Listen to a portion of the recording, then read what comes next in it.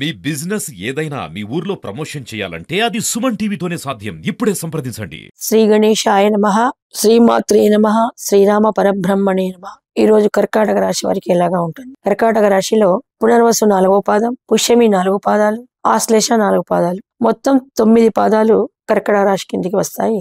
వీరికి ప్రస్తుతానికి 11వ స్థానంలో గురు సంచారం జరుగుతుంది కాబట్టి మంచి ఉద్యోగాలు, అధిక సంపద ఇది మే 15 వరకుగా ఉంటుంది. నవాంశంలో కూడా రాహు శని మీనంలో సంచారం వల్ల లాభస్థానంలో బాగానే ఉన్నారు. తదనంతరం మే 15 తర్వాత కొంత ఆర్థిక ఇబ్బందులు వచ్చే అవకాశం ఉంది.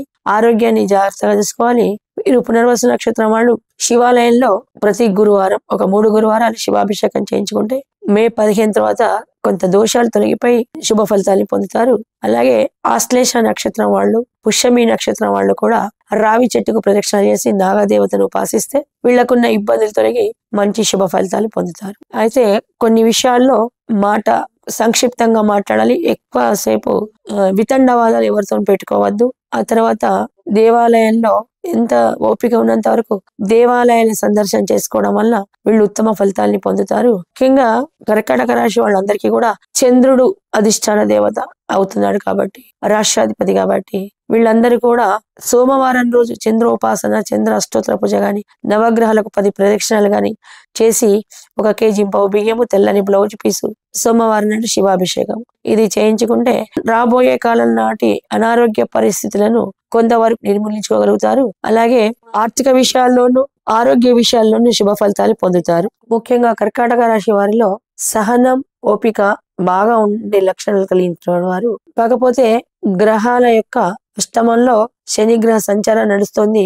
మార్చి 30 వరకు కూడా వీళ్ళకి కుంభరాశిలో శని గ్రహం వల్ల కొన్ని పనులలో, వ్యాపారంలో అయితే, వ్యవసాయంలో అయితే, ఉద్యోగ వృత్తి అయితే కొంచెం స్ట్రక్ అయ్యే అవకాశాలు ఉంటాయి. కాబట్టి జాతకం ఎట్లా ఉన్నా దైవ బలం వల్ల కొన్నిటిని అధిగమించవచ్చు అని మనకు అనేక శాస్త్రాలు తెలుపుతున్నాయి.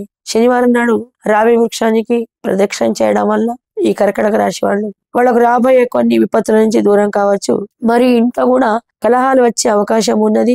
రాహు కూడా మార్చి 30 తర్వాతకి మీనం నుంచి కుంభంలోకి ప్రవేశిస్తున్నాడు.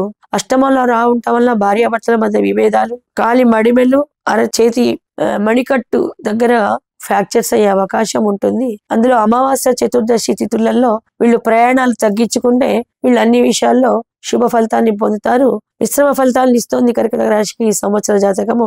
అయినా కూడా గురువు యొక్క బలము మే 15 వరకు ఉంటుంది కాబట్టి అన్ని విషయాల్లో వీళ్ళకు లక్ష్మీ యోగము అంటే గురువు, చంద్రుడు 2 కూడా మే 15 వరకు బాగున్నారు కాబట్టి లక్ష్మీ యోగం అని చెప్పవచ్చును. దైవ బలంతోని, శివాభిషేకాలతోని, శివ జపంతోని, ఏదైతే దానం, ధర్మం, గోపూజతోని వీళ్ళు శుభ ఫలితాన్ని పొందుతారు. జై శ్రీరామ్.